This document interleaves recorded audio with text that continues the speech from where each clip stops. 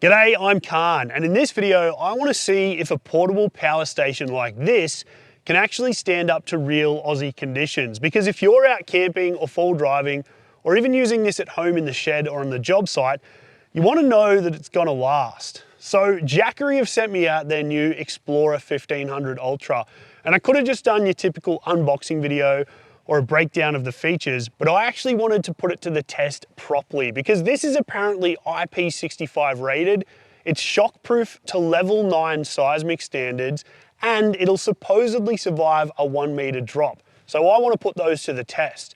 Then the inbuilt inverter is rated to a peak of 3,600 watts and a constant 1,800 watts. So I want to test that too. Now, before I start trying to break it, I want to talk about the size and weight. It weighs about 17.5 kilos, which is pretty surprising when you consider it's got a 48 volt, 1536 watt hour lithium iron phosphate battery in it, which is about the equivalent of a 120 amp hour 12 volt battery. Not to mention then you've got your AC outputs, your AC charger, DC outputs, your battery monitor and screen and all the rest of it. And if you compare it to a 120 amp hour lithium battery in a case, it's actually not that much bigger or heavier. The fold out handle makes a big difference too. Because it's centrally mounted, it actually feels balanced when you lift it up. And sure, you can sort of one hand other power stations, but with this one, it actually feels designed for it. And it feels a lot more like a grab and go power station, something you can just pick up and use in the blink of an eye, rather than those bigger ones that are more designed for use with caravans or even to power your whole house. And Jackery say that this is the lightest IP65 rated portable power station in its class. So first, let's test the IP rating. The IP65 rating is basically how dust or waterproof it is. So to achieve that, they've used this rugged exterior and covered all the ports on the front. And unlike other power stations where you'll have external vents or fans on the sides or around the back, with this one, everything is tucked up underneath, which means you could leave it out in the rain on the back of your ute without a worry, thanks to that bottom drainage system. So it'll survive rain. And although they don't actually recommend opening the ports or using it while it's raining to maintain that IP rating, the fact that the AC has small extra side coverings means it's kind of like an outdoor power point and will provide some coverage. Although I'm not going to comment on whether I actually think you should use it in this sort of rain. Definitely check the manual first. At first, I thought sand or mud might be a problem in the bottom getting up inside the unit, but they've thought of that too.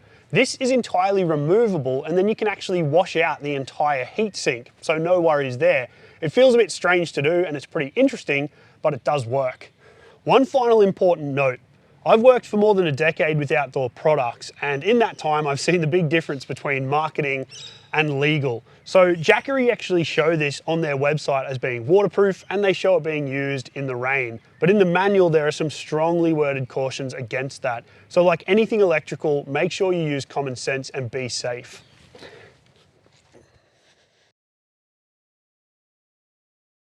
Next up, let's talk about shock and drop proof ratings. The Explorer 1500 Ultra is rated up to level 9 seismic standards, which basically means the entire construction has been tested to some pretty serious seismic events. I did a quick bit of Googling, and level 9 would mean that people wouldn't be able to stand up, buildings would be collapsing. It's a pretty serious seismic event and the ground would be moving violently.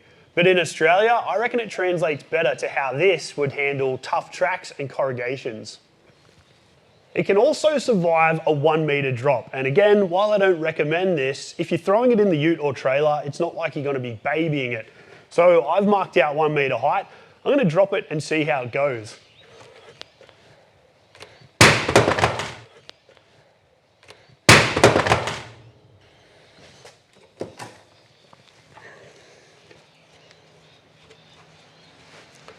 Still works.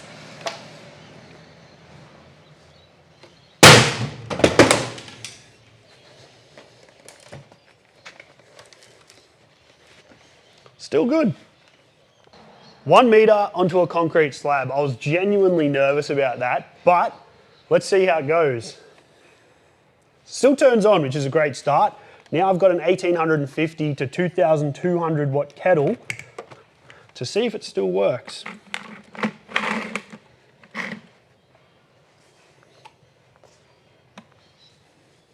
So far, so good. That's actually very impressive. There are some scuffs and marks, and it did fall over when I dropped it. I'm on a slight slope here because of drainage, and it didn't exactly fall flat. But this is on. Pulling 2,000 watts, near enough, 1,940 watts.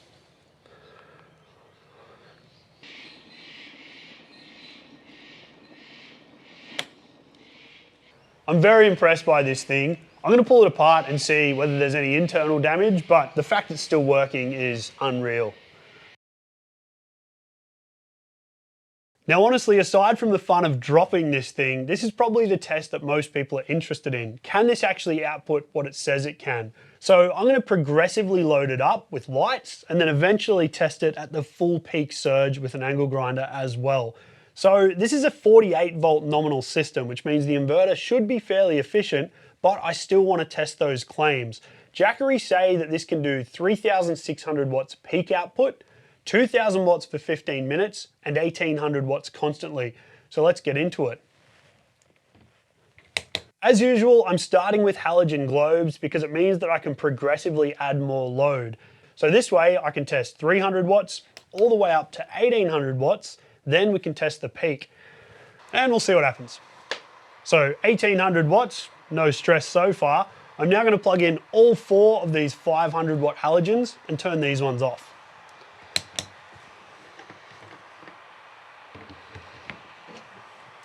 So we're sitting at about 1,860 watts there, so I'll turn one more on. So we're now reading just over 2,000 watts.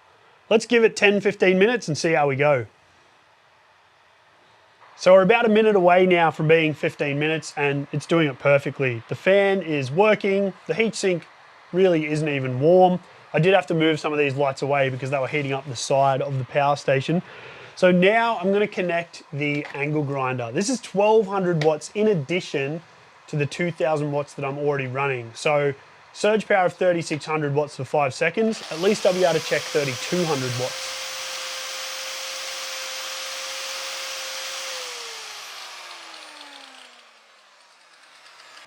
Well, it'll be interesting to look back at the tape and see how many watts that was pulling. So I managed to get around 3,000 watts peak, and then just on 15 minutes, the inverter has switched off. I guess it's hit its threshold for 2,000 watts for 15 minutes. So I'll turn everything off, give it a minute, and then we'll turn it back on with 1,800 watts, make sure it's all working perfectly.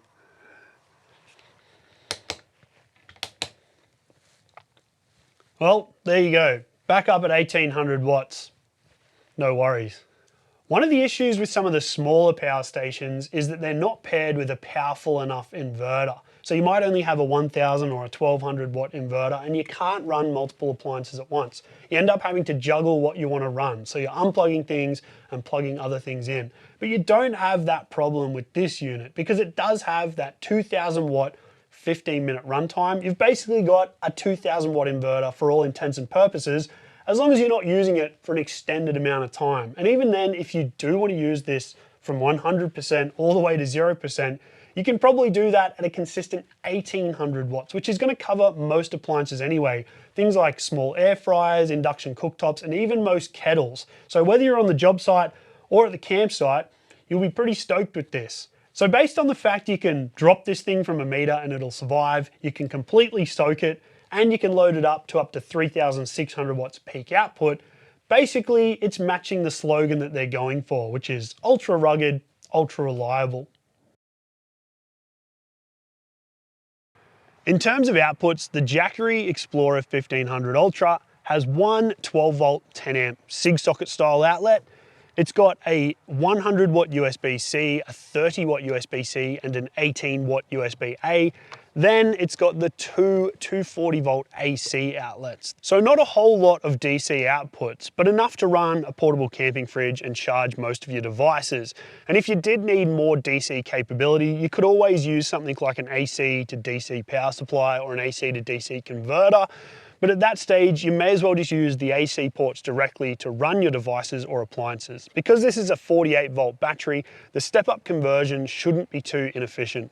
For charging, there are two 80/20 DC barrel jacks that you can utilize for solar, as it does have a built-in MPPT. Now combined, these can input up to 800 watts, or a single plug can take up to 720 watts, but you will need to get an additional connector. Then AC charging is even faster, around 1.5 hours flat out to get to 100%, which is honestly impressive for this size battery.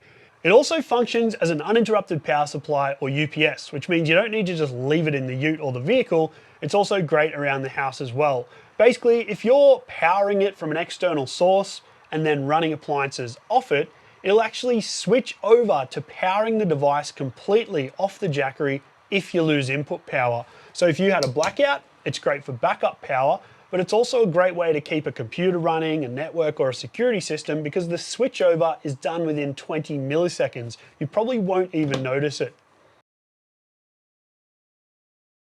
Overall, I'm really impressed with the toughness of this unit, and it does go to show that if you need something tough for the job site or for touring Australia, there are good options. But there are still some considerations before you choose something like this. Number one, there's no dedicated DC-DC charger available for this unit yet, although it is available in other markets, so I'm sure it's on its way. For the time being, there's only the 120 watt SIG socket charger, which to charge this up would take about 10 hours or more. So keep that in mind. You'd have to be charging this with solar or AC for the time being if you wanted quick charge. Next up, there's not a huge selection of DC outputs. You've got your 12 volt 10 amp, you've got USB-Cs. So if you did want more DC capability, you might need to utilize the AC outputs with something like an AC to DC power converter or power supply. Or honestly, as I said earlier, with 48 volt internals, directly using the AC shouldn't be a problem anyway. That's exactly what it's designed for, so you may as well take advantage of it. There's no expansion battery available for this unit, but that's kind of the point. This isn't designed to run your entire house off-grid or if there's a blackout. It'll do select appliances, and that's fantastic, but realistically, this is meant to be lightweight, rugged, grab and go, something you can just throw in your vehicle for when you need it, and it will work. And that's a good point too. Without dedicated tie-down points, it's a good thing that this is so rugged. So there you go, the Jackery Explorer 1500 Ultra, the lightest IP65 rated power station in its class. And if you're keen to get your hands on some rugged, reliable power like this, please check out the link in the description for more info. If you've got any questions or suggestions, please drop a comment down below. Otherwise, I'll see you in the next one.